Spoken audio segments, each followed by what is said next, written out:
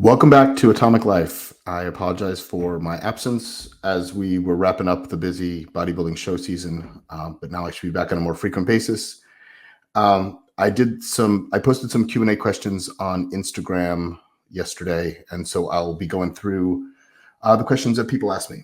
Okay, so the first one was off-season tren and anadrol usage. How would I leverage that?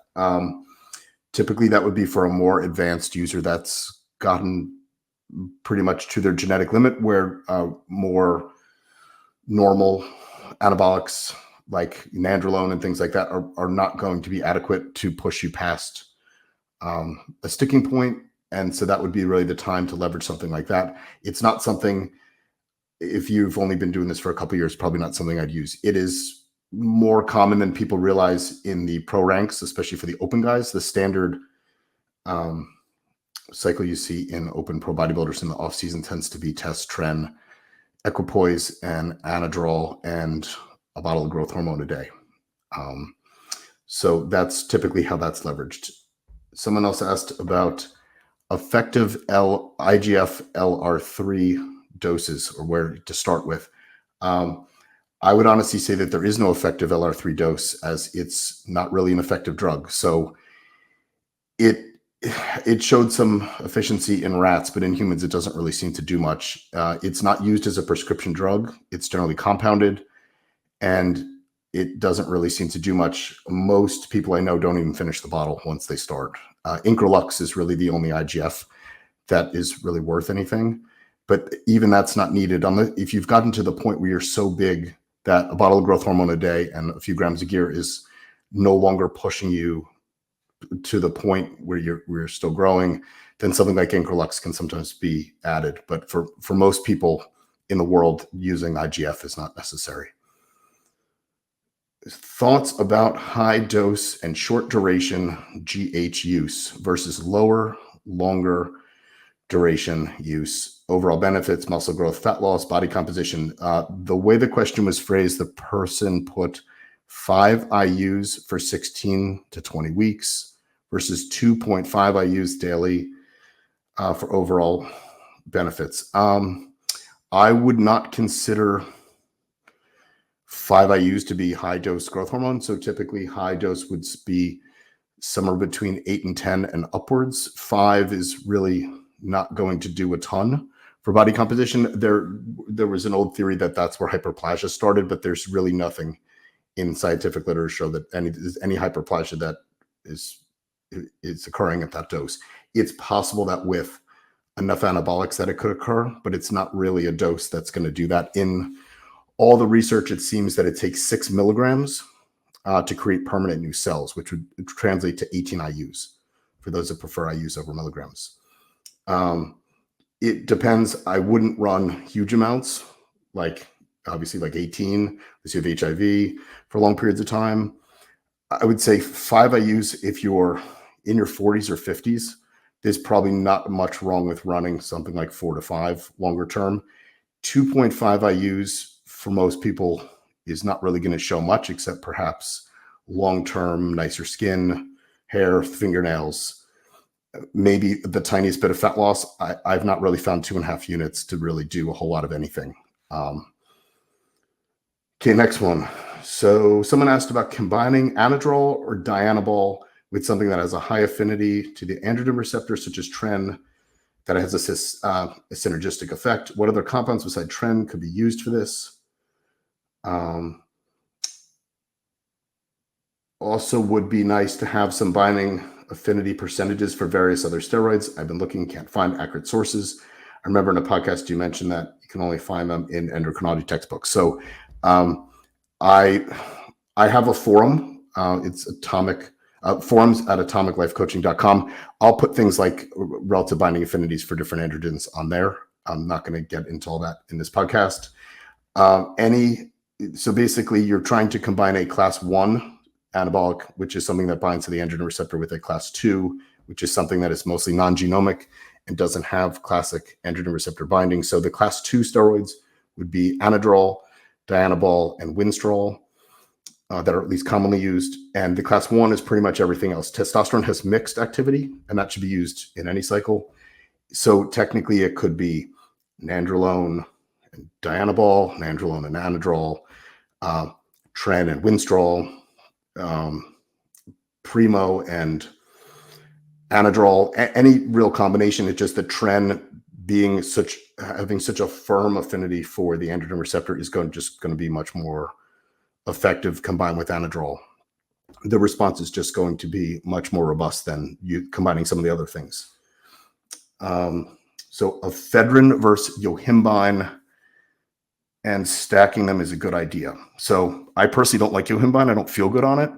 Yohimbine is not really burning fat. It's basically stopping fat uptake. So in a large calorie deficit, I'm not really sure what the point is, because outside of some very minor triglyceride uptake after a meal, there's really not a fat storage occurring. So to me, it never made any sense. I've always stuck with the classic ephedrine, caffeine, and aspirin. The aspirin is in there to prolong the half-life of the ephedrine. It's not there to thin your blood. If you don't tolerate that, it could just be ephedrine and caffeine. Other guys that tolerate stimulants very well sometimes will mix ephedrine with clenbuterol, and possibly caffeine as well. But I'm not personally a fan of yohimbine and ephedrine. Makes most people feel awful. Okay, so the next one is a health-related question. I monitor my blood pressure, heart rate, and blood sugar daily. Blood pressure is consistently under 120/60. However, my heart rate is always high 80s to low 90s. What are the likely causes of such a high BPM? As where would you start your investigation to find out what, if anything, was the issue? So I would need to know a little more about what else you're doing. Water retention through estrogen tends to actually be the largest offender when it comes to increased blood pressure. And the current trend seems to be people don't want to monitor or control their estrogen. They let their estrogen run out of range and their blood pressure goes up, and then they take blood pressure medicine to control that. Instead of, it's much simpler just to actually get the estrogen back in range, and you most likely won't have blood pressure issues. Androgens will directly affect blood pressure on their own. If that's the case in estrogen's range, I would probably just reduce the dose. How do I structure refeeds during a diet or prep? If an athlete loses weight after refeed, how would you approach the following days post-refeed? Would you increase the carbs on the refeed days or possibly add a second consecutive refeeding? It really depends on the person. A lot of dietary stuff during prep is individual. I don't really have the same thing I do with anyone, but I do have guys that I've given multiple refeeds to in a row, two in a row, sometimes 3. Sometimes I'll increase the overall food. At the end of prep, most people's metabolism seems to start to run away, and you have to bring the food up. That's kind of how I get a sense that someone's ready to get on stage, is when the weight starts to come off really, really quickly at the end. So, and a refeed generally is high in carbohydrates. A cheat meal would be high in fat. We generally don't screw around with cheat meals during prep. What are the best over-the-counter supplements to bring down CRP? Mine is currently at 8 milligrams per liter. So fish oil has been shown to reduce it by 30%, vitamin C 25%, vitamin E 30%, coenzyme Q10 30%. Something as silly as eating fruits and vegetables can reduce it by 30% as well, and dark chocolate might be effective up to 20%. So there's lots of things you can do naturally to bring that down versus using a statin.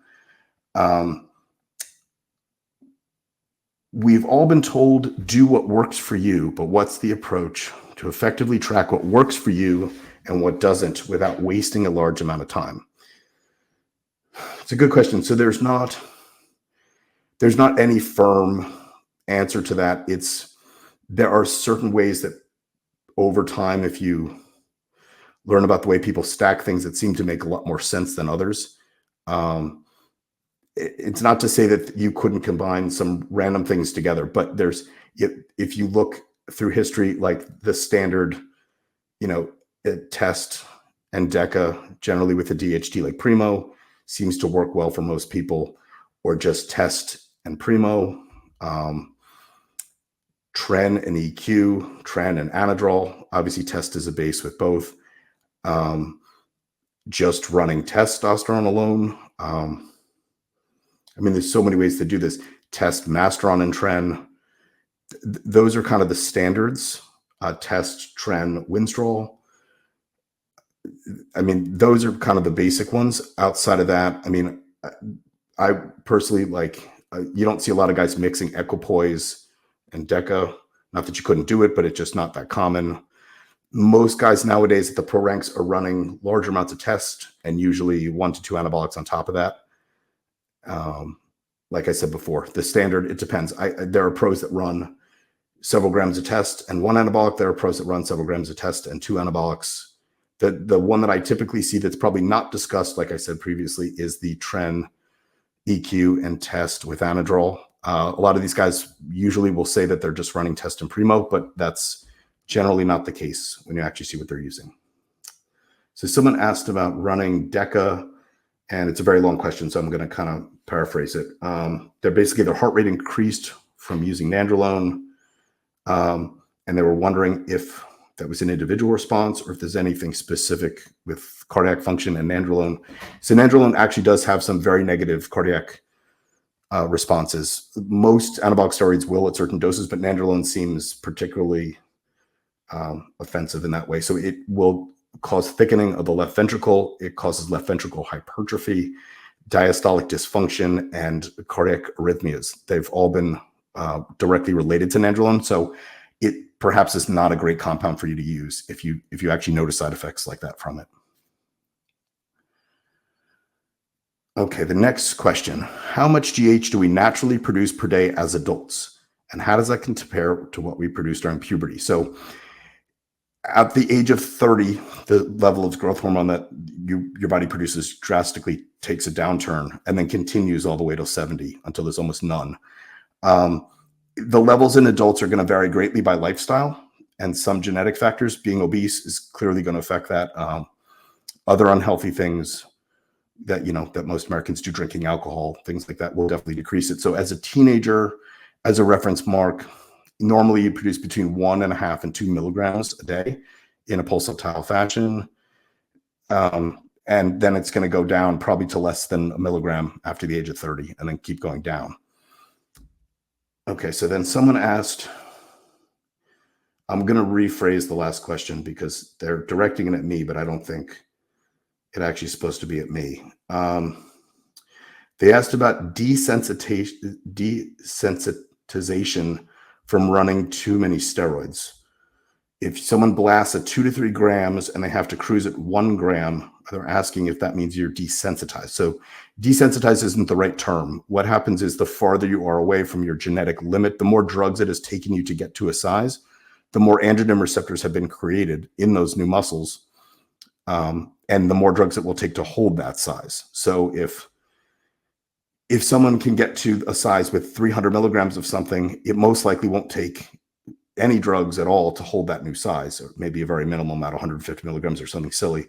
If someone's using grams of gear to get to a certain size over a period of time, it will take a lot more to hold that size. And that's why you see in the retired pro bodybuilders, like I'll use Dorian Yates as an example. I believe he's currently on TRT. He's at least 100 pounds lighter than he was when he competed, because TRT is not enough to hold his 300 pounds of muscle mass that he had when he was Mr. Olympia. So it's not a function of being desensitized. The androgen receptors actually don't desensitize. As the androgen load goes up, the new androgen receptors are generated through the translational stage of protein synthesis with that new DNA, and you create more androgen receptors. So you now have more binding sites for more drugs. When you pull the drugs back, now there's less binding occurring, so the muscle will most likely come off. Okay, guys, that's it for today. So the best ways to reach me are on Instagram at kurt.havens. You can comment down below if you have anything else that you want to hear about. And like I said, there's a new forum that is forum.atomiclifecoaching.com. That's where you'll find me. That's a great place if you are just looking to interact with me or various pro bodybuilders and you don't necessarily need a coach. That at least is a place that I'll be interacting with people.